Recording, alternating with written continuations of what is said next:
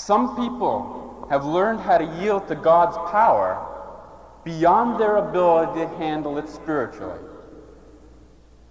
And they cause some very, very serious problems in situations. And the Lord would much to prefer to have us be spiritual men and women first, before being great prophets and healers and teachers and evangelists and all the other things that we'd like to be. His agenda is usually different than ours. But his agenda is salvation. We need to know the changes the Lord wants to make in us first. We need to put the focus where the Lord wants it to be, and that's salvation.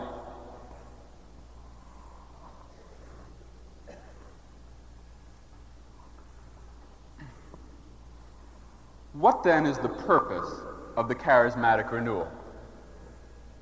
What's the purpose of what the Lord's doing among us?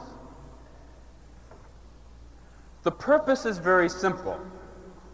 It's for us to be spiritual men and women. And I want to put the emphasis on both of those things. On the word spiritual and on the word men and women, or human beings. He wants us to be both spiritual and human beings. I'd say there's three views that you can very naturally develop about the work of the Spirit in our lives. Two of them are extremes. One of those views amounts to saying that the Holy Spirit is going to do it all. You know, this is a very, very natural view for us to take. We know the power of God has come to us in the Holy Spirit. We know the Holy Spirit makes differences. He changes things. There's nothing he can't change. And we begin to approach the life of the Spirit as if the Spirit's going to do it all. It's almost as if we become innocent bystanders. You invite the Holy Spirit into your life. Once you've been baptized in the Spirit, then you step back and you watch what he does.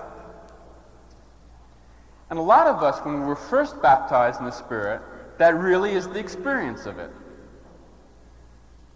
It's as if we could step back and just watch the Holy Spirit do it.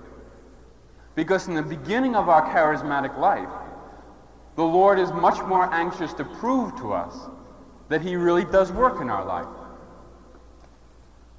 But that view doesn't carry us far enough. There's another view that isn't so common in the charismatic renewal itself, but it's pretty common in the church at large. And this view is that the working of the Spirit in us really amounts to being human energy and human efforts just directed in a better way and motivated in a better way. It's our natural ability and our natural life redirected. There's something between the view that God does it all and we do it all.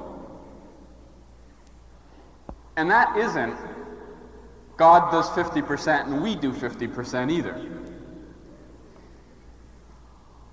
What it is that if we learn to live in the Spirit, God does it fully and we do it fully at the same time. It's like what we need to learn in order to speak in tongues. If we're just waiting for God to do it, speaking in tongues doesn't happen. But it's only when we learn that we have to fully speak, and yet it has to be fully formed by the Holy Spirit, that we can really speak in tongues. And it's centering on that way of living the life of the Spirit, in which it's something that's fully God and fully us, that we need to arrive at.